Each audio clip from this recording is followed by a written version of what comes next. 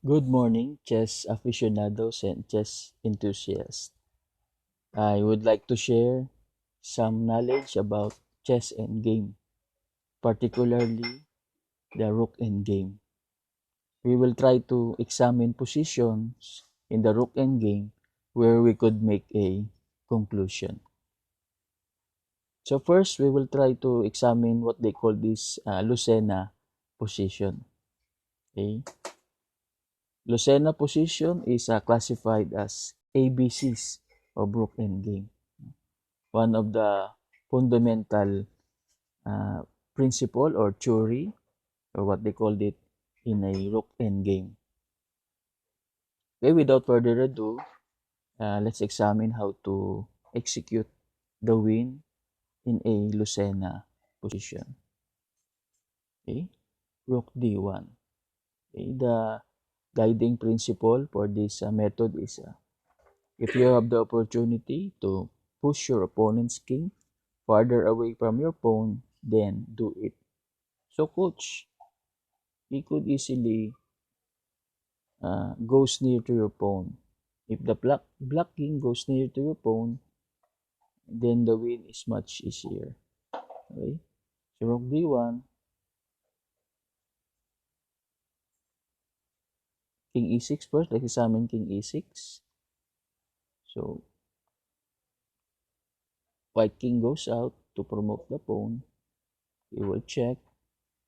We will not go to the 6th rank. We will go to king d8. So black defends the pawn. Rook defends the pawn. Black waits. King goes to the support the promotion. Black waits, and we will defend the c5. Of course, we will not promote the pawn because he will sacrifice the rook, then capture our rook. So what if we will play king e7? Okay, we will play now the move called uh, building a bridge. Okay, rook d4 is better because if rook d5, then black will play king e6. So rook d4. First black waits, king goes out, rook check, king goes out, rook check, goes rook check, b5, rook check. Then the rook shields the check. Okay, what if after king c6, we will play king e6. Then we apply again the principle. Okay, push your opponent's king farther away from your pawn. Then we defend the check on the c5. Black king goes near. King supports the promotion. Black king attacks the rook. The black rook slides. Then game over. Okay. The conclusion for this position, no, from B to G pawn, no, if the pawn reaches the fifth rank, okay, the defense is very hard or almost impossible. Okay, let's examine position where the defending side has drawing chances. Let's set up the position first. Clear the board. Knight king b4. b3. c1.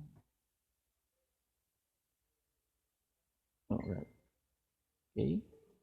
This is the ideal defensive position for black because the king and the rook is on the farthest, no, position where he could check the white king if it goes near to support the push on b5. Because if we're saying if the pawn reaches the b5 or 5th rank, 6th rank, 7th rank, the defense is almost impossible. Okay, if it is black's turn, rook to c8, challenges the file, then it's equal. Well, this is white's turn, so king a4, okay, check, because if you not do the check, then the black just push the pawn on b5. Okay, white will try to advance, check, check. So he cannot leave the pawn on b4. Okay, so we came to a conclusion that in a Lucena position, if the pawn is still no on the fourth rank, third rank, or the second rank,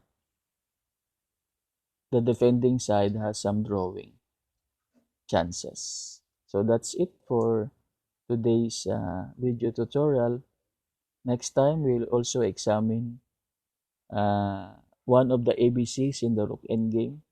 They call it Philidor's position.